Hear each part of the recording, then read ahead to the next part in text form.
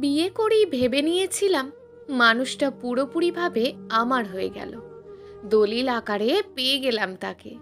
এখন বোধ হয় পুরো পৃথিবী বিরুদ্ধে গেলেও বিচ্ছেদ হবে না আমাদের। সে তো আমারই, যার জন্য এত এত পাগলামো করলাম সে সম্পূর্ণরূপে আমার। তার উপর শুধু এবং শুধুই আমার অধিকার প্রতিষ্ঠিত হলো। স্বপ্নেও ভাবিনি বছর হওয়ার আগেই অনাকাঙ্ক্ষিত কিছু ঘটে যাবে জীবনে। তার সই করা ডিভোর্স পেপার পৌঁছে যাবে আমার হাতে। অনেক সময় নিয়ে খুঁটিয়ে খুঁটিয়ে দেখলাম কাগজটা। সাদা কাগজের মাঝে গাঢ় কালো কালিতে লেখাগুলো ফুটে আছে। জানেন, খুব নিখুঁত ছিল আপনার স্বাক্ষরটা, একটুও এদিক ওদিক হয়নি। পায়ের কাঁটা যেমন খুব যত্ন সহকারে তুলে ফেলা হয়, তেমনই যত্ন সহকারে সরিয়ে দিলেন আপনার জীবনের কাঁটা। ভাববেন না অভিযোগ করছি। মুক্তি চেয়েছেন, মুক্তি দিয়ে দিলাম। আর কখনো আমাদের দেখা না হোক। তোহার নিজের হাতে লেখা এই ছোট্ট চিরকুটটি সকাল সকাল এক অপরিচিত ব্যক্তি দিয়ে গেলেন তুষারের কাছে। গেট আপ দেখে ডাকপিয়ন মনে হলো। সে চলে যাওয়ার পর কৌতূহলবশত সেখানে দাঁড়িয়েই ভাঁজ খুলে কাগজখানা পড়ল তুষার। লেখাগুলো পড়ার পর তার পায়ের তলা থেকে মাটি সরে গেল মনে হয়। সব কিছুই যখন অবিশ্বাস্য ঠেকল তার কাছে, তখন সে ছুটে গেল তোহাদের বাড়ি। বাড়িতে তোহা নেই, কারোর কাছ থেকে সে খবর জানবে সেই উপায়ও নেই। বাড়ির কেউ কথা বলল না তার সাথে। হতাশ হয়ে ফিরে আসতে গিয়েও আবার ছুটে গেল তোহার রুমে। টেবিলের ওপর ডায়েরি, খোলা পাতায় কিছু লেখা। দুরু দুরু বুক নিয়ে তুষার পড়ল সেই লেখা। আমার কখনো জ্বর আসে না। এই জ্বর না আসা নিয়েও আমার মাঝে মাঝে ভীষণ মন খারাপ হয়।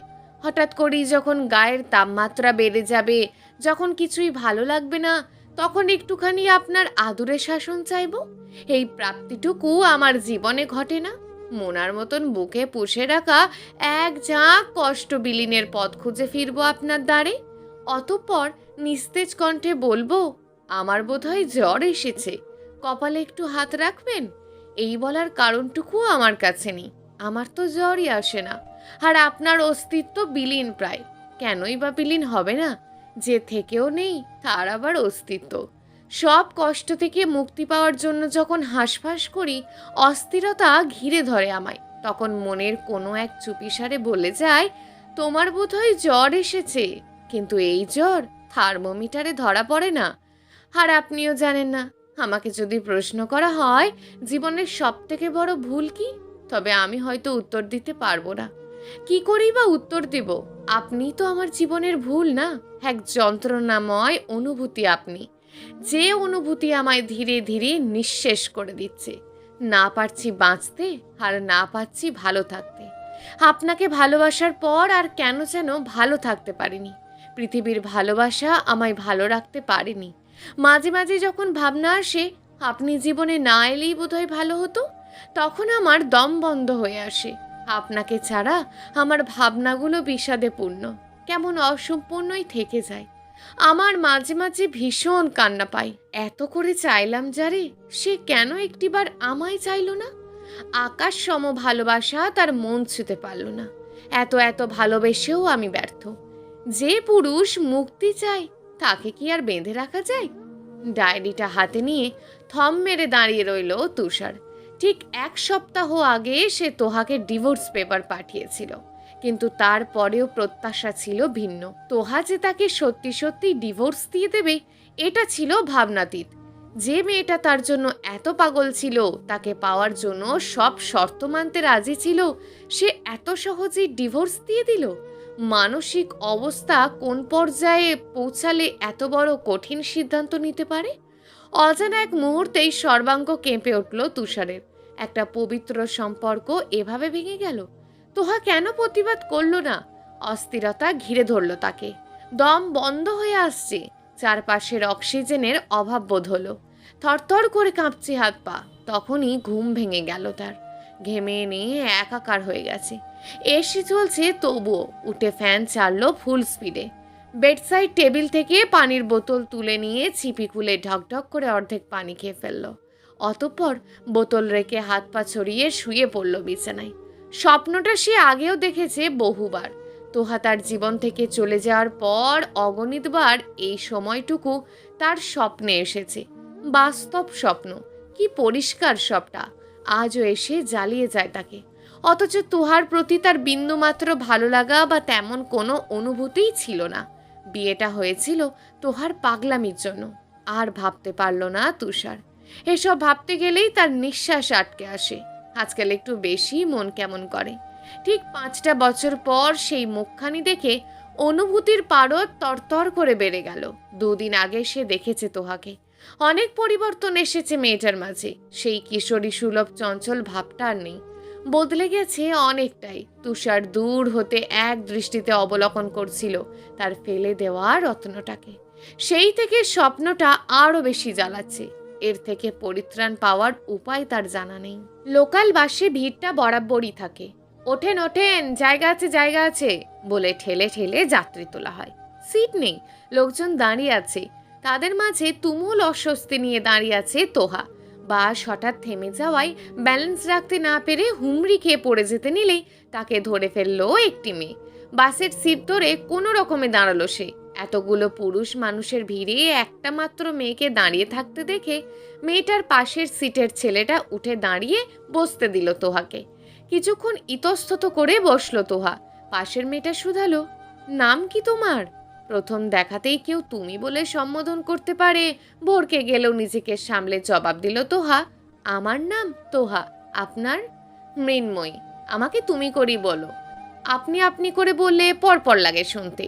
তোহা মৃদু এসে বলল, আচ্ছা, কি করো তুমি? একটা প্রাইভেট কোম্পানিতে জব করছি। তুমি? আমি একটা স্কুলে পড়াই। কোথায় থাকো তুমি? এমন টুকটাক আলোচনা করতে করতে তোহার গন্তব্য চলে এলে তোহা মৃন্ময়ী থেকে বিদায় নিয়ে নেমে পড়ল বাস থেকে। সামনে তাকাতেই তার হৃদয়ে ঢেউ খেলে গেল অচেনা অনুভূতিরা। তৎক্ষণাৎ দৃষ্টি সরিয়ে নিল সে। যার থেকে পালিয়ে বাঁচতে চায় সে কেন এত বছর পরে এসে উদয় হলো? কেন মায়া বাড়াচ্ছে? নিজেকে গুছিয়ে নেওয়ার পর আবারও অগোছালো হতে চায় না তোহা। সেই মানুষটার চোখের আড়াল থেকেই সিএনজি ডেকে সে ছুটে চলল অন্য কোনো গন্তব্যে। কেন এমনটা করলো সে নিজেও জানে না, জানতে চায়ও না। শুধু জানে সে ভালো আছে, ভালো থাকতে চায় সে। আজ আর অফিসে যাওয়া হলো না তার। জেলে, কৃষক, দিনমজুর সবারই নিড়ে ফেরার তারা। শুধু তারা নেই তোহার। নদীর পাড় ধরে হেঁটে চলেছে সে। বাতাসের দাপটে এলোমেলোভাবে উঠছে তার আঁচলখানা। নদীর পাড়ে কোনো রকমে দাঁড়িয়ে থাকা একটি কুঁড়ে ঘরের সামনে এসে থামল সে। গলা উঁচিয়ে ডাকলো, বুড়ি কই গেলা? ঘরের মধ্যে থেকে বেরিয়ে এলো এক বৃদ্ধা। ময়লাটে সাদা রঙের কাপড় পরিহিত বৃদ্ধা পান খাওয়া টকটকে লাল ঠোঁট জোড়া এনে হাসলো। তোহাকে দেখে উচ্ছ্বাসিত কণ্ঠে বলল, ক্যাডায় রে, আমার নাতি নাইছনি? এতকাল পর বুড়ির কথা মনে পড়ছে? তোহার চোখে মুখে হাত বুলিয়ে দিল সে। হাসলো তোহা, বলল, সপ্তাহখানেক আগেই না আইলাম, এতকাল কেন কও? লোকে হুনলে কি কইব? আমি আমার সুন্দরীর খবর নিই না? সব কাজ কাম ফাইলা তাহলে এই না আইয়া পড়ি? তুমি গিয়া চাকরি করো, তুমি তো আর আমার লগে যাইবা না? বুড়ি দণ্ডহীন মারি বের করে হেসে বলো, এত রাগ করো কেন মাইয়া? তোরে না দেখলে আমার ভালা লাগে না। 1 সপ্তাহ মেলা সময়, তোর তো কামে কাজে কাইটা যায়, আমার কাটে অপেক্ষায়। তোহা হঠাৎ আনমনা হয়ে বলে উঠল, অপেক্ষাই হলো মানুষের বেঁচে থাকার টনিক। তোমার তবু অপেক্ষা আছে, আমার তো তাও নেই। বিয়ে দিয়ে দি, স্বামীর লাইগে অপেক্ষা করবি? তোহা দুষ্ট হেসে বলো, তোমার জামাই থাকলে তার লগে ভাগতাম। মেকি রাগ দেখিয়ে বুড়ি তোহার বাহুতে মৃদু আঘাত করলো। হাত ধরে টানতে টানতে বলল, ফাইজলামি রাখ, আকাশে ঝড় উঠতেছে, ঘরে আয়। বুড়ি, আজ কিন্তু আমি বৃষ্টিতে ভিজমু। এত কষ্ট কইরা ভেজার কি দরকার? একর লগে নদীতে চুবাইয়া দিবু। তোহা চোখ ছোট ছোট করে তাকালো। জামাই লাগবে কইলেই তো পারো। এই বয়সের যুবতী একটু মাইয়ার লগে চুবাচুবি না চুমাচুমি ওইসব করতে চাওয়ার মানে কি? ছ্যা বুড়ি, ছ্যা। দিন দিন তোমার চরিত্রের অধঃপতন হইতাছে। ঝমঝমিয়ে বৃষ্টি নেমেছে ধরণীর বুকে। প্রকৃতি ঘুটঘুটে অন্ধকারে নিমজ্জিত। তার মাঝেই থেকে থেকে বিজলি চমকাচ্ছে। নড়বড়ে কুড়ে ঘরের চালে মাঝারি আকৃতির গাছের ডাল ভেঙে পড়লেও মারা পড়বে দুজনে। 80 বছরের বুড়ির ন্যায় ঝিমিয়ে পড়ছে ঘরখানাও। সোজা হয়ে দাঁড়ানোর শক্তি তার আর নেই। অনিশ্চিত তাদের জীবন জেনেও নির্ভয়ে সেই ঘরে বসে আছে দুই নারী, একজন বিধবা, অন্যজন হয়তো ডিভোর্সি। নিভু নিভু জ্বলতে থাকা হ্যারিকেনের দিকে তাকিয়ে তোহা বলল, বুড়ি, তোমারে আমার এই ঘরে রাখতে ডর লাগে। বুড়ি আফসোস করে বলল, আমার আর জীবন, অহো তোগো বাঁচার সময়, আমার তো দিন ফুরাইয়া আইছে, মরলেই বাঁচি। তোর আগে তোর বিয়াটা দেখা থাকতে পারলে ভালো লাগতো, তোর এই জীবন আমার আর ভালো লাগে না। তোহার রাগ দেখিয়ে বলো, তুমি থামবা বুড়ি, বিয়া কয়বার করে, তুমি কেন করলা না?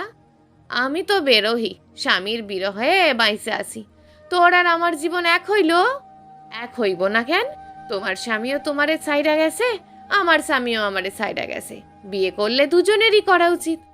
আমার স্বামী মইরা গেছে, তোর স্বামী যাই না বুঝিয়া তোরে ছাইড়া গেছে, একই হইল। একই তো হইল, তুই সেমডি বেশি বুঝস। হঠাৎ হেসে উঠল তোহা, যেন খুব মজার কিছু শুনেছে। পরের দিন অফিসে গিয়ে এক অপ্রত্যাশিত ঘটনা ঘটল তোহার সাথে। সে মানসিকভাবে প্রস্তুতি নিয়েছিল বসের বকা শোনার জন্য। না বলে অফিস মিস দিয়েছে, বসের রেগে যাওয়াটাই স্বাভাবিক। সেজন্য কি কি অজুহাত দেখাবে তাও মনে মনে ঠিক করে নিয়েছিল। কিন্তু দুর্ভাগ্যক্রমে সে অফিসে পা রাখা মাত্রই তার মনে মনে গোছানো সব কথা ভুলে গেল। ভয়ে ভয়ে হাজির হলো বসের রুমে। তাকে অবাক করে দিয়ে বস তার সাথে হেসে হেসে কথা বলল, ভালো মন্দ জিজ্ঞেস করলো, এমনকি গতকাল তার না আসার ব্যাপারে একটা কথাও তুলল না। বসও কি তবে তার মতোই ভুলে গেছে সব? ভাবতে ভাবতে কাজে মন দিল সে। তখন কেউ একজন তার টেয়ার ধরে ঝুঁকে এসে বলল, হাই। চমকে তাকালো তোহা, বুকে হাত দিয়ে ঘন ঘন নিঃশ্বাস ফেলে বলল, এভাবে কেউ ভয় দেখায়? হাসলো মৃন্ময়ী, বলল, তুমি এতটা ভীতু? আগে জানতাম না তো। তোহা প্রসঙ্গ পাল্টে বলল, তুমি এই অফিসে? আমার অনলি ওয়ান হাজবেন্ড এখানে চাকরি করে। আজ সকালে রাগ করে না খেয়ে চলে এসেছে, তাই তার জন্য রান্না করে নিয়ে এলাম। তাই? কে সে? রাহুল। অফিসের তেমন কাউকেই চেনে না তোহা। মূলত কাজের বাইরে একটা কথাও বলা হয় না তার। চেনা জানা কেউ নেই, অপরিচিতরাও যেচে কথা বলতে আসে না। তাই বহু খুঁজেও রাহুল নামক কাউকে মনে করতে পারল না সে। ছোট্ট করে বলল, ও আচ্ছা, তুমি চেনো ওকে? না। চলো পরিচয় করিয়ে দিই। তোহার ঠোঁট বাঁকিয়ে হেসে বলে, আশাও কিন্তু এমন পরিচয় করাতে গিয়ে নিজেও স্বামীর ভালোবাসা থেকে বঞ্চিত হয়েছিল, সংসার ভাঙতে বসেছিল। আরে ধুর, তুমি অমন না, আমি জানি। তবুও সাবধানে থাকা উচিত। এক নারী অন্য নারীর সুখ সইতে পারে না, নারী জাতটাই হিংসুটে। মৃন্ময়ী চোখ ছোট ছোট করে বলল, নারী হয়ে তুমি নারী বিদ্বেষী কথা বলছো? এটাই সত্য, নারীরা পেতে ভালোবাসে, আর সেটা ভালোবাসা হলে তো কথাই নেই। মৃন্ময়ী আত্মবিশ্বাসের সহিত বলল, Rahul loves me, Mahendra loves Asha. তুমি খুব গভীর কথাবার্তা বলো। তুমি নিশ্চয়ই বিবাহিত? ছিলাম, এখন সিঙ্গেল, ঠিক বিনোদিনীর মতো। মুখ টিপে হাসলো তোহা। সন্দেহী চোখে চেয়ে মৃন্ময়ী বলল, বিয়ের পরে মানুষ সিঙ্গেল হয়? Very interesting. অনেকখানি ইন্টারেস্টিং। একটু বলো শুনি। অন্যের সুখের গল্প শুনে কি হবে? অহেতুক মন খারাপ করবে। মৃন্ময়ী অবাক হলো বেশ। বার কয়েক আঁখি পল্লব ঝাপটে বলল, সুখের গল্প শুনলে মন খারাপ হয়? হয়, বললাম না, নারীরা জন্মগত হিংসুটে হয়। তাছাড়া এই গল্প কারোর না শোনাই ভালো। এমন করুণ সুখ কারোর জীবনে না আসুক। দরজা খুলে অচেনা যুবককে দেখে বুড়ি সন্দেহীন হয়ে তাকালো। প্রশ্ন ছিল, তুমি ক্যাডা? হঠাৎ এমন রূঢ় ভাষায় প্রশ্ন করায় তুষার বিব্রত বোধ করলো। আমতা আমতা করে বলল, আমি আসলে। বুড়ি তীক্ষ্ণ দৃষ্টি ফেলে বলল, তোতলাও কেন? মতলব কি তোমার? মতলব নেই কোনো। আমি আসলে জানতে চাইছি, আপনার কাছে যে মেয়েটা এসেছিল সে কে? বুড়ির ভুরু জোড়া কুঁচকে গেল। তুমি যাই না কি করবা? তুষার কি বলবে ভেবে পেল না। হঠাৎ করেই পরিচয় দেওয়াটা কি ঠিক হবে? ওদিকে বুড়ির দৃষ্টি তাকে বিড়ম্বনায় ফেলে দিচ্ছে। অনেক ভেবে জবাব দিল, আমি ওর পরিচিত কেউ। তাই গোপনে খবর নিতে আইছো কে? আমি আপনাকে বোঝাতে পারছি না আসলে। ওর সাথে বহুদিন ধরে দেখা নেই। এতদিন পরে ওর বর্তমান সম্পর্কে খুব একটা জানার কথাও না নিশ্চয়ই। তাই একটু ইনফরমেশন জানার দরকার আমার। কি জানবা চাও? ও একা আসে কেন? ক্যারে লইয়া আইবার কও। স্বামী সন্তান থাকলে তো আইবে। নেই? তুষারের কণ্ঠে বিস্ময়। বুড়ি উদাস কণ্ঠে বলল, বেডা মানুষে ভালোবাসা বোঝে না, এরা বেশি পাইয়া গেলে পায়ে ঠাইলা দেয়। আমার নাতিনটাও ভাইলা বাইসা এক স্যারারে বিয়া করছিল, কপাল পোড়ায় বুঝলে না, মাইয়াডারে কান্দাইয়া ভাইগা গেলা। এরপর আর ওর বিয়া বয় নাই, 5 বছর ধইরা এই শহরেই পইরা রইল, বাড়িও ফেরে নাই। বিষণ্ণ হয়ে গেল তুষারের মন। তার জন্যই তো এত কিছু হলো। সেদিন নিজের রাগ নিয়ন্ত্রণ করতে পারলে হয়তো এই পরিস্থিতির সৃষ্টি হতো না। আবার ক্ষীণ আশার আলো খুঁজে পেয়েও তা নিভে যাচ্ছে। তাদের তো ডিভোর্স হয়ে গেছে, সুতরাং দ্বিতীয়বার বিয়ে হওয়া সম্ভব না এতটা সহজে। সবটাই ভাবনাতীত, কারণটাও জটিল। তোহার দ্বিতীয় বিয়ে করেনি। যারা আমাদের প্রতি অতিরিক্ত ভালোবাসা দেখায়, তাদের এই অতিরিক্ত ভালোবাসা নামক আধিক্যতার জন্যই বোধহয় আমাদের জীবনটা এলোমেলো হয়ে যায়। জীবনের সুখের সন্ধান পেয়েও হারিয়ে ফেলাটা হয়তো হতভাগীদের কপালই জোটে। আশার প্রদীপের খোঁজ পেয়েও যখন প্রদীপ নিভে যায়, তখন আর অভিযোগ থাকে না কারোর প্রতি, শুধু আফসোস জন্মে নিজের জন্য। চারপাশ অসহ্য লাগে। এমনই এক পরিস্থিতিতে বাড়ি ছেড়েছিল তোহা। কেটে গেছে 5টা বছর, বাড়ি ফেরা হয়নি আর। অভিমানটা একটু বেশিই ছিল। মা মাঝে মাঝে ফোন করে কান্নাকাটি করত। বাবার তো সেই মুখও ছিল না, কি করে বলবে একমাত্র মেয়েকে বাড়ি ফেরার কথা। তার জন্যই তো সবটা ওলটপালট হয়ে গিয়েছিল। বাবা মা সহ বাড়ির অন্য সদস্যদেরও একটাই চাওয়া, মেয়েটা যেন বাড়ি ফেরে। এরপর থেকে সে যা চাইবে তাই হবে। এতে যদি মেয়েটার জীবনে কিছুটা হলেও সুখ ফিরিয়ে দেওয়া যায়। বাসে উঠে জানালার পাশের সিটে বসলো তোহা। অতীত ভেবে দীর্ঘশ্বাস ফেলল সে। আজও বাড়ি ফেরার কথা ভাবলে কান্নায় উপচে পড়ে। সে চায় না পুনরায় অতীতের মুখোমুখি হতে, তবু আজ নিজের ইচ্ছের বিরুদ্ধে হলে গিয়েও ফিরতে হচ্ছে তাকে। বাবা অসুস্থ, শেষবারের মতো দেখতে চাই একমাত্র মেয়েকে। সবটা শুনে আর চুপচাপ বসে থাকতে পারল না সে। প্রিয় শহর, তুমি হাসি খুশি আমিটাকে কেড়ে নিলে। নিজ শহরের প্রিয় বাতাস শুষে নিল। বহুদিন পর নিঃশ্বাসের বিষাক্ততা ত্যাগ করল তোহা। এত কাল যেন বুকের মাঝে গেঁথেছিল সব। ব্যাগ হাতে এগিয়ে চলল সে। স্টেশনের ভিড় ঠেলে কোনো মতে রিক্সা নিল। রাস্তায় জ্যাম। শহরটা আর আগের মতো নেই, অনেক বদলে গেছে। হাঁটু সমান পানি ভেঙে রিক্সা এসে থামলো তোহাদের বাড়ির সামনে। ভাড়া মিটিয়ে ভেতরে প্রবেশ করলো তোহা। তোহার বাবা তোফাজ্জল হায়দার একজন শৌখিন মানুষ ছিলেন। সব কিছু তার নিখুঁত হওয়া চাই। তেমনি তার পছন্দ মতো নিখুঁত ডিজাইনে তৈরি এই বাড়িটি। অথচ এই সুন্দর বাড়ির নিখুঁত মানসিকতা পোষা মানুষগুলোর জন্যই তোহাকে সব কিছু হারাতে হয়েছে। তাদের চোখে তুষার নিখুঁত নয় বলেই আজ তার জীবনটা এলোমেলো। কষ্টের গল্প সে কাকে শোনাবে? কে শুনবে এই নিদারুণ কাহিনী? তপ্ত নিঃশ্বাস ফেলে এগিয়ে গেল তোহা।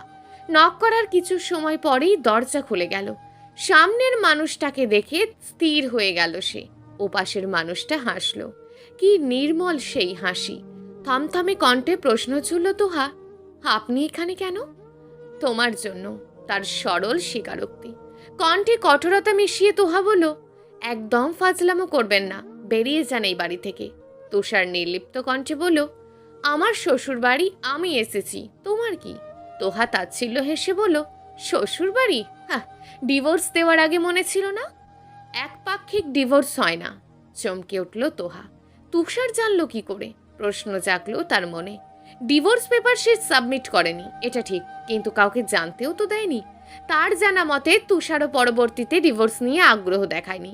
তোহার ভাবনার মাঝেই তুষার ঝুঁকে এসে বলল, তুমি সেদিন ডিভোর্স পেপারে সাইন করনি, আমি জানি। চোয়াল শক্ত হয়ে গেল তোহার। কঠিন দৃষ্টি নিক্ষেপ করে বলল, আপনি কি বুঝবেন তার? পুরুষ মানুষ তো আর ডিভোর্সি, অপয়া, অলক্ষী, হতভাগী হয় না। সব জোটে নারীর কপালে। আপনারা দুদিন এর সাথে দুদিন ওর সাথে থেকে জীবন কাটিয়ে দিতে পারেন।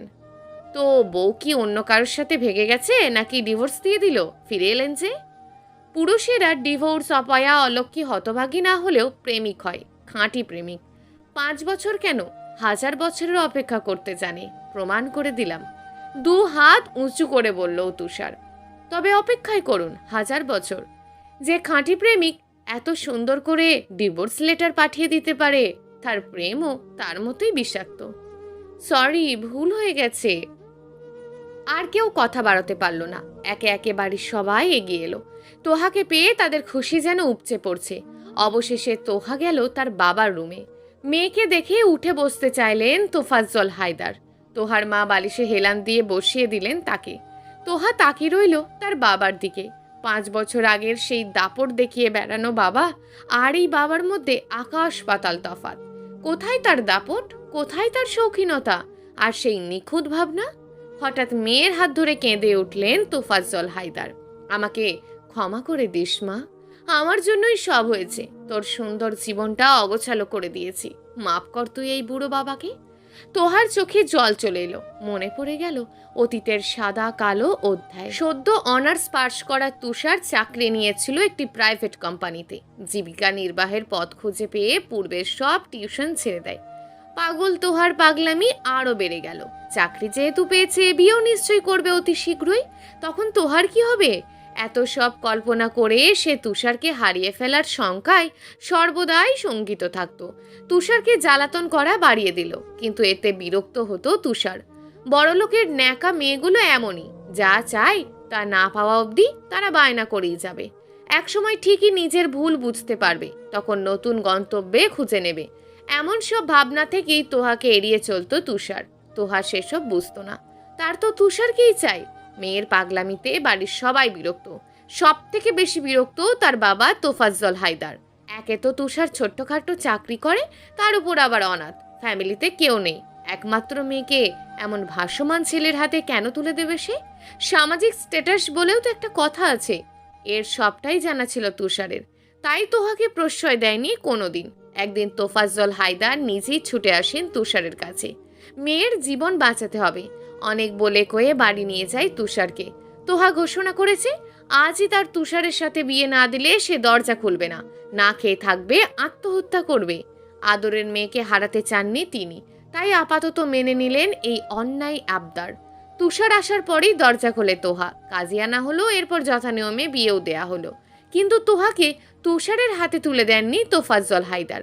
বিয়েটা যেমন ঘরোয়াভাবে হয়েছে, তেমনই ঘরোয়াভাবেই ভেঙে দিতে চেয়েছিলেন তিনি।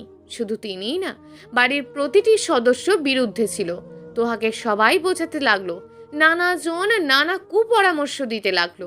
অপরদিকে তুষারকেও নানানভাবে চাপ দিতে লাগলো ডিভোর্স দেওয়ার জন্য। তোফাজ্জল হায়দারের অনুরোধে বাধ্য হয়ে বিয়েতে রাজি হয়েছিল তুষার। আবার রোজ রোজ তার তিক্ত কথা শুনতে শুনতে বিরক্ত হয়ে একদিন সত্যি সত্যি ডিভোর্স পেপার পাঠিয়ে দেয় সে। ভেবেছিল মেয়ের ডিভোর্স পেপার হাতে পৌঁছালে কিছুটা হলেও দমে যাবে বাবা। শত হোক, কোনো বাবাই চাইবে না মেয়ের বিয়ে ভাঙুক। তাই এরপর থেকে অন্তত তার এই যন্ত্রণা সহ্য করতে হবে না। আর তা না হলেও তোহার মতন মেয়ে তাকে কোনোদিন ডিভোর্স দেবে না। ভালোবাসা পাওয়ার জন্য যার এত পাগলামি, সে এত সহজে ছেড়ে দেবে সবটা? এতটা সহজে ভেঙে দেবে একটা পবিত্র সম্পর্ক? পেয়েও হারাতে দেবে? দেবে না। বরং তার কাছে সম্পর্কের মর্ম অন্য সবার থেকে বেশি, এমনই ভাবনা ছিল তার। অথচ সবই ঘটল তার ভাবনার বিপরীত। তুষারের স্বাক্ষর সহ ডিভোর্স পেপার পাওয়ার পর তোহা যতটা না ভেঙে পড়েছিল, তার থেকেও বেশি ভেঙে পড়েছিল তার পরিবারের সবার মুখে একই কথা শুনে। তুষার তোকে চায় না, বোঝা মনে করে তোকে। নইলে বলা নেই কওয়া নেই ডিভোর্স পেপার পাঠিয়ে দিল। শুধু শুধু কেন বেঁধে রাখছিস ওকে? ও তো মুক্তি চায়, মুক্তি দিয়ে দে। আর ভাবতে পারেনি তোহা। ডিভোর্স পেপার হাতে নিয়ে কেঁদে বুক ভাসিয়েছে। 1 সপ্তাহ কেটে গেলেও নিজের নামটুকু লেখার সাহস করে উঠতে পারেনি। তবে তাকে মুক্তি দিতেই জীবন থেকে সরে গিয়েছিল। থাকলে যদি তুষার ডিভোর্সের জন্য ফোর্স করে? অবশেষে তাদের যতটুকু সম্পর্ক ছিল সবটাই কাগজে কলমে। তাও তুষারের অগোচরে। তুষারকে দেখে বারান্দা থেকে সরে আসতে চাইলেও তোহা। সামনে এসে পথ রোধ করে দাঁড়ায় তুষার। তোহা বিরক্ত কণ্ঠে বলল, পথ ছাড়ুন, একটু শোনো। তোহা মুখ ঘুরিয়ে নিয়ে বলল, শোনার কিছু নেই, এত বছরের প্রয়োজন ফুরিয়েছে। অসহায় দৃষ্টিতে তাকালো তুষার। সব কি আমার দোষ? আমি কাউকে দোষ দিই না, আমার ভাগ্যে যা ছিল তাই ঘটেছে। এবার অন্তত মুখ ফিরিয়ে নিও না। তোহা তাচ্ছিল্য হেসে বলল, আমাকে নিয়ে আপনারা তো মাথা ব্যথার কারণটা ঠিক বোধগম্য হচ্ছে না। I am still your husband. Toha দাঁতে দাঁত চেপে বলল, সেটাই তো আমার দুর্ভাগ্য। একটা স্বাক্ষর করে দিলে সব মিটে যেত। তুমি এমনটা করবে না আমি জানতাম। যদি করতাম? I believe you. তবুও কেউ বোধ হয় এমন রিস্ক নেয় না। রাগের বশে তোমার বাপকে একটু টাইট দিতে চেয়েছিলাম, এটাই কি আমার দোষ? সবাই ঘিরে ধরেছিল আমাকে। বিয়ের সময় হাতে পায়ে ধরে যারা রাজি করিয়েছিল, তারাই যদি বিয়ের পরের দিন থেকেই ডিভোর্সের জন্য ফোর্স করে, তখন রাগ করাটা কি স্বাভাবিক নয়? আবারও তো যখন রেগে যাবেন তখন তো আবারও ডিভোর্স পেপার পাঠিয়ে দেবেন। I don't believe you. Tushar ঠোঁটুটে বলল, আর এমন হবে না, প্রমিস। রাগের সময় প্রমিস মাথায় থাকে না। তুমি কি আমার দেখা সেই আগের তোহা? না, আগের তোহা ছিল আবেগী, আর এখন বাস্তববাদী। তার জীবনে আবেগের ঠাঁই নেই, সে বাস্তবতায় বিশ্বাসী। তুষারের মানসপটে ভেসে উঠল 5 বছর আগের কথা। তোহার ওপর প্রচণ্ড বিরক্ত ছিল সে। ভেবে পেত না একটা মেয়ে কি করে এতটা বেহায়া হতে পারে। বারবার রিজেক্ট করার পরেও রোজ রোজ ভালোবাসি গান গাইতো। এমনও মেয়ে হয়? কোনো এক কালে তুষার বলেছিল, নিজেকে বদলাও তোহা, তুমি বড্ড বেশি আবেগী, আবেগ দিয়ে জীবন চলে না। সেই আবেগী তোহা যুক্তি না বুঝলেও খুব কঠিন একটা কথা বলে ফেলেছিল, আমি বদলে গেলে সেই পরিবর্তনটা আপনি সইতে পারবেন তো? সেদিন এই রমণীর কথা তাকে ভাবায়নি। সে বুঝতে চায়নি ভালোবাসার গভীরতা, বুঝতে চায়নি কেউ তাকে ভীষণভাবে ভালোবাসে। সেদিন সে বদলটা চেয়েছিল, আজ সেই বদলটা সত্যিই সে মেনে নিতে পারছে না। ক্ষুদ্র নিঃশ্বাস ফেলে তুষার বলল, আমি সত্যিই ফিরতে চাই তোমার জীবনে। I need you Toha. Toha শক্ত কণ্ঠে বলল, but I don't need you. এতটা কঠিন হয়েও না প্লিজ। এমন না করলেই খুশি হব। তোহার সামনে হঠাৎ হাঁটু গেড়ে বসে পড়ল তুষার। একটা আংটি বের করে তোহার অনামিকা আঙুলে পরিয়ে দিয়ে হাতের উল্টো পিঠে চুমু খেলো সে। অতঃপর তোহার হাতে কপাল ঠেকিয়ে বলে ফেলল, একটু আবেগী হও, আর একটুখানি। শুধু দূরে সরে যেও না, কাছাকাছি থাকতে দিও। ভালোবাসতে হবে না, যেদিন মন জয় করতে পারবো সেদিনই না হয় একবার ভালোবাসি বলবে। এত কাল যেহেতু দূরে থাকতে পেরেছেন, ভবিষ্যতেও পারবেন। সামনে থাকতেই যে ভালোবাসা বুঝলো না, সে দূরে গিয়ে একেবারে ভালোবেসে ফেললো। অবিশ্বাস্য। দূরত্বও কখনো কখনো ভালোবাসা বাড়িয়ে দেয়। তবে দূরত্বেই থাকুন, মরে যাবো যে। হঠাৎ দুকড়ে কেঁদে উঠল তোহা। আবেগরা তার বাস্তবতাকে বুড়ো আঙুল দেখিয়ে তাচ্ছিল্য হাসল। আরও একবার আবেগী হয়ে সে ভুলে গেল জীবনের 5টি অধ্যায়। ধেয়ে আসা বাতাসের সমস্ত বাধা অতিক্রম করে নদী বেয়ে পাশাপাশি হেঁটে চলেছে তুষার ও তোহা। এলোমেলোভাবে উড়ে চলা তোহার আঁচলখানা বারবার আছড়ে পড়ছে তুষারের গায়ে। অফ হোয়াইট কালারের পাঞ্জাবি পরিহিত প্রেমিক পুরুষের মুখে লেগে আছে মৃদু হাসি। 5 বছর সময়টা কম হয়ে গেল না? তোহার প্রশ্নে ফিরে তাকালো তুষার, জবাব দিল, এই 5টা বছর আমার কেমন কেটেছে জানো? কেমন কেটেছে? তুমি মজা করছো? মজা করছি না, তুমি বলো। সেদিন তোমার চিঠি পাওয়ার পরপরই ছুটে গিয়েছিলাম তোমাদের বাড়িতে, কিন্তু তোমার ফ্যামিলি আমার সাথে কথা বলেনি আগে যেমনটা করতো। অবশ্য আগে একেবারেই যে কথা বলেনি তা কিন্তু নয়, বলেছে, তবে তার সবটুকু জুড়েই ছিল তাদের মেয়ের জীবনটা নষ্ট হয়ে যাবে, সুতরাং আমি যেন তাকে মুক্তি দিই। আমি এতিম ছিলাম তোহা, কিন্তু আমার আত্মসম্মানবোধ বরাবরই ছিল বড্ড প্রখর। সেই আত্মসম্মানে আঘাত হানলে কেমন লাগে বলতে পারবে? একবার না, বারবার। আমার জায়গায় অন্য কেউ থাকলেও হয়তো একই কাজ করত, কিন্তু আমি নিজেকে এতটা নিচে নামাতে চাইনি। সেদিন যা ঘটেছিল সবটাই অনাকাঙ্ক্ষিত। আমি নিজেই হতভম্ব হয়ে গিয়েছিলাম। আমি তো তোমাকে বিয়ে করতে চাইনি, তোমার জন্যই হয়েছে বিয়েটা। তেমনই ডিভোর্সও দিতে চাইনি, বিয়ে তো হয়েই গেছে, সুতরাং সম্পর্কটাকে একটা সুযোগ দেওয়া প্রয়োজন, এটাই ভেবেছি সবসময়। তুমি যে সত্যি সত্যিই আমাকে ছেড়ে যাবে, এটা আমার কল্পনাতেও আসেনি। হয়তো বুঝতে একটু দেরি করেছি। নারীদের জন্য এটা কত বড় অপমানের বিষয়। এই 5 বছরে তোমাকে অনেক খুঁজেছি। প্রথম একটা বছর আমার জন্য ছিল ভীষণ বিভীষিকাময়। এতটা খারাপ আমি কখনো থাকিনি। নিজেকে কেমন পাগল পাগল লাগছিল। আমার খবর কি করে পেলে তুমি? একটা কাজে এসেছিলাম এই শহরে। কাজ সম্পন্ন হওয়ার পর বিকেলে কলিগদের জোড়াজুড়িতে ঘুরতে বেরিয়েছিলাম। তখনই তোমার দেখা পাই। মৃন্ময়ীর সাথে কথা বলছিলে। তুমি মৃন্ময়ীকে চেনো? আমার বন্ধুর বউ, কিন্তু ও তো তেমন কিছু জানে না আমার বিষয়ে। ওকে পাঠিয়েছিলাম খবর জানতে, কিন্তু তেমন কোনো তথ্যই দিতে পারেনি। তারপর আর বলতে পারল না সে। তোহার নজর পড়ে কুঁড়ে ঘরের সামনে বসে পানে মশলা মেশাতে থাকা বুড়ির দিকে। দূর থেকে ডাকলো সে, বুড়ি। মুখে পান পুড়ে বুড়ি মুখ ঘুরিয়ে নিয়ে বলল, আমি কারোর বুড়ি লাগি না। তোহা এগিয়ে এসে এক হাতে তাকে জড়িয়ে ধরে বলল, ওরে আমার বুড়ি রে, এত রাগ! তোমার লাইগা জামাই লইয়া আইছি, দেখবা না? ভুরু কুচকে তাকালো বুড়ি। তুষার হাসলো। তুমি তুমি ওই ছাড়াই না? খুক খুক করে কেসে উঠল তুষার। তোহা চোখ বড় বড় করে তাকালো। তুমি চেনো ওকে? চিনুম না কেন? ওই পোলাই হেই দিন তো তোর খবর নিতে আইছিল। তোহা রাগ দেখিয়ে বলো, আর তুমি অচেনা অচেনা এক পোলারে আমার খবর দিয়ে দিলা? অচেনা অচেনা বলছো কেন? আমি তো... তুষার কথা শেষ করার পূর্বেই ধমকে উঠল তোহা। তুমি চুপ করো বুড়ি, তুমিও ভালা না। জামাই পাইয়া গেছো, অহন তো আমি ভালাই না। মুখ ফুলিয়ে বলল বুড়ি। তোহাও তার মুখ মতো ফুলিয়ে বলল, তুমি শাকচুন্নি। হা, আমি শাকচুন্নি আর তুই পেতনি। অহন সর দেহি, জামাইরা কিছু খাইতে দি। বুড়ি উঠে যাওয়ার পর তোহার পাশে বসলো তুষার। হেসে বলল, বুড়িকে আমার পছন্দ হয়েছে। তোহা বিরক্তি নিয়ে তাকালো। বোঝাই যাচ্ছে এই কথাটা তার পছন্দ হয়নি। তোহার এমন এক্সপ্রেশন দেখে হো হো করে হেসে উঠল তুষার। বুড়িকে তুমি কিভাবে চেনো? তোমার কোনো আত্মীয় নিশ্চয়ই নয়? তোহা হাঁটতে হাঁটতে তুষারের দিকে এক পলক তাকিয়ে পুনরায় সামনে দৃষ্টি নিবদ্ধ করলো। জবাব দিল, না, সে আমার কেউ না, তবে এখন অনেক কিছু। এই শহরে সেই আমার প্রথম শুভাকাঙ্ক্ষী। প্রথম যখন এই শহরে এসেছিলাম, তখন ভিখারি বুড়ি এসেছিল আমার কাছে ভিক্ষা চাইতে। ব্যাগ থেকে টাকা বের করে তার হাতে দেওয়ার আগেই সে লুটিয়ে পড়ে রাস্তায়। ভয় পেয়ে যাই, তাকে ছুঁয়ে দেখি জ্বরে গা পুড়ে যাচ্ছে। উপায়ান্তর না পেয়ে হসপিটালে নিয়ে ছুটলাম কিছু মানুষের সহযোগিতায়। চিকিৎসা চলল। একদিনের মাথায় তাকে রিলিজ দেওয়া হলো, কিন্তু তখন আমি থাকতাম হোস্টেলে। তাকে নিয়ে যাব কি করে? তাই তার ঠিকানায় পৌঁছে দিলাম। এরপর থেকে মাঝে মাঝে তার খবর নিতে আসতাম তার বাড়িতে।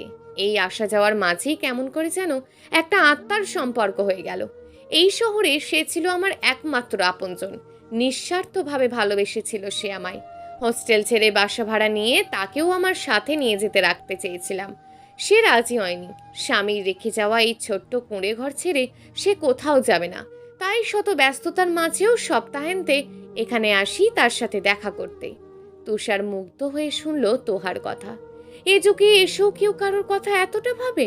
ঠিক কতটা সুন্দর মানসিকতা হলে একজন ওয়েল এডুকেটেড নিখুঁত ভাবনা ভাবা এক বাবার মেয়েও একজন ভিখারির সাথে আত্মার সম্পর্ক গড়ে তোলে। প্রশান্তিতে ছেয়ে গেল তার হৃদয়। বলল, তুমি খুব সুন্দর মনের মানুষ তোহা। তুমি বুঝি নও? এতটাও নই। তোহা হেসে বলল, আগে থেকেই জানি, নইলে এত প্রেম কেউ প্রত্যাখ্যান করতে পারে? তখন কি আর উপলব্ধি করেছিলাম এত কিছু? চুপচাপ মনের কোণে ঘাপটি মেরে বসেছিলে। এখনো কি মনের কোণেই আছি? তুষার ঠোঁট টেনে হেসে বলল, হৃদয়ের সর্বস্ব জুড়ে আছো। তোহার মুখে প্রাপ্তির হাসি ফুটল। বলল, অন্য কেউ যেন দখল না নেয়। তুষার পকেট থেকে জুঁই ফুলের মালা বের করে তোহার হাতে পেঁচাতে পেঁচাতে বলল, তারে বন্দি করে নিলাম চিরতরে, না কখনো বের হতে পারবে আর না কারোর প্রবেশ ঘটবে। তোহা সশব্দে হেসে উঠে চুমু খেলো তুষারের বুকের বাম পাশে। যে হৃদয়টা তাকে এতটা ভালোবাসে, সেই ভালোবাসাটুকুও ছিল একটা সময় ভাবনাতীত। তার এত এত পাগলামি সফল হলো অবশেষে। তার জীবনেও সুখ পাখি ধরা দিল। এই বিশেষ মানুষটার জীবনে আজীবন তার আধিপত্য থাকুক। এই ছোট্ট মনটাই মৃত্যুর আগে পর্যন্ত শুধু তারই রাজত্ব থাকুক। সেও বাঁচুক একটুখানি ভালোবাসায়। প্রিয় দর্শক, যদি আজকের গল্পটি আপনাদের ভালো লেগে থাকে তাহলে ভিডিওটিতে অবশ্যই একটি লাইক করে আপনার মূল্যবান একটি কমেন্ট করুন। আর হ্যাঁ, চ্যানেলটিকে যদি সাবস্ক্রাইব করে না রাখেন তাহলে চ্যানেলটিকে অবশ্যই সাবস্ক্রাইব করে আমাদের পাশে থাকুন। দেখা হবে আগামীকালের নতুন এবং আকর্ষণীয় গল্প নিয়ে। ধন্যবাদ।